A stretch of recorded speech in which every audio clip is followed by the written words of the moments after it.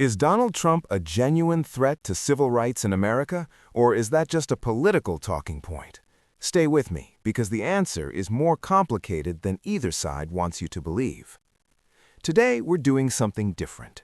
No spin, no agenda, just an honest look at the arguments, the evidence, and the real debates surrounding Trump's record on civil liberties.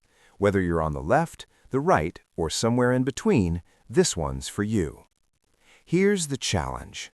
On one side, you have civil rights organizations, legal scholars, and activists who argue Trump's presidency, both his first and second terms, systematically eroded protections for marginalized communities.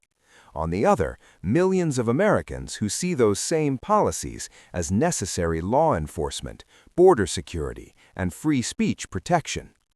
The polarization is so deep that the same executive order can look like oppression to one American and common sense to another. So how do we cut through that? We look at three core areas: immigration policy, racial justice, and freedom of expression, because that's where the rubber meets the road on civil rights. Let's lay out both sides honestly. Critics point to the family separation policy at the border, which drew condemnation from the ACLU and the UN, the rollback of Obama-era transgender military protections, reductions in federal oversight of police departments accused of misconduct, and rhetoric around the press that critics say normalized hostility toward free speech. Supporters counter that immigration enforcement is a constitutional executive function, not a civil rights violation, that military policy decisions fall within presidential discretion, that reducing federal overreach in policing respects states' rights, and that calling out biased media is itself a form of free expression, not a suppression of it. Both readings are grounded in real events, which is exactly what makes this debate so difficult to resolve cleanly.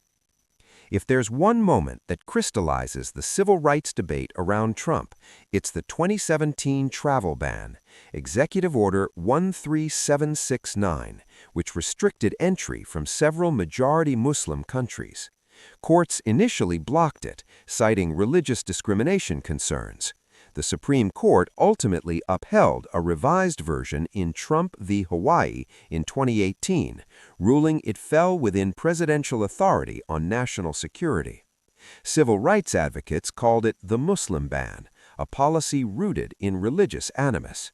The administration called it a security measure targeting high-risk regions, not a religion.